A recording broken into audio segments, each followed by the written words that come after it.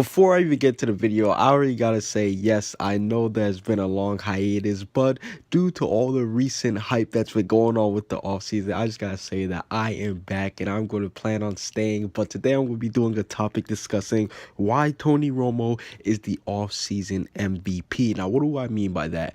Basically, Tony Romo, he is without a doubt the biggest player to grab for the offseason right now. I mean, listen, I know there's a lot of Cowboys haters out there, and I know that there's way more Tony Romo haters out there, but let's all be honest for a second. Let's just be honest. Just look at the stats. I don't have them pulled up right now, but Tony Romo, while he was a starter and while he was healthy, he was one of the best quarterbacks. I'm putting him top 5. Me personally, I'll even put him top 3. That's how confident I am. Top 5 is a top 5 is a safety pick, but I'm taking him top 3. A healthy Tony Romo, we saw what he did back in 2014. Hell, they were basically a toss-up catch, a call Des Bryant, whether he called it or not, away from going to the NFC Championship. We know how good Tony Romo is, but now that Dallas, they seemingly have their new star in Dak Prescott, we now know that Tony Romo, he's going to be gone. And the reason why Tony Romo is the most valuable player right now is because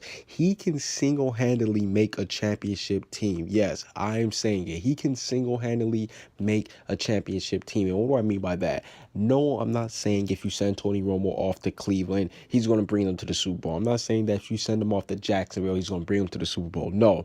But we do know that there are championship caliber teams that are just amazing. They have a great offense, a great defense, great special. Like, we know that they're just a great team overall, but they're missing the one piece, and that most important piece is the quarterback. And there are two teams I can think of in the AFC that basically describe that team 100%, and that is number one, the Houston Texans. Now, we know that the Texans, that team is fire. That team is fire. DeAndre Hopkins, he's a beast. He had Tom Savage thrown into him, disgusting. Brock Osweiler, ew. The fact that Brock Osweiler, oh my God. Ew. The fact that he got that big contract was that's the biggest scam of the year. Like, somebody, they need to arrest him because he literally robbed the bank. Like, he literally robbed the NFL. He robbed the Houston Texans. But nonetheless, we know that he didn't. DeAndre Hopkins had no help. They have a good offense. They have a stellar defense. J.J. Watt, best defensive player bar none. He's a monster. Only thing they're missing is a quarterback. Then you got Denver on the other hand. They have a monster offense. Oh my God, Emmanuel Sanders. Oh my God, that receiving core is straight up dirty. And then their defense too. They have a Aqib Talib, DeMarcus Ware, Von Miller. Ew. Von Miller. Listen. Von Miller and J.J. Watt, there are a toss-up between 1 and 2 for the best defensive players. So just imagine if they get an all-star type quarterback like Tony Romo, who, if he can stay healthy, that's the biggest problem with Romo, his health. But if he can stay healthy, and if you send him off to a team that's already built for a championship, because listen, I have been saying this, and I know I haven't been making videos, so you guys, like, I know that you guys haven't heard me say this, but I've been saying this from the start. If Texans had a good quarterback, they would have beat New England. Yeah, Tom Brady was playing like garbage. He was not playing good that game.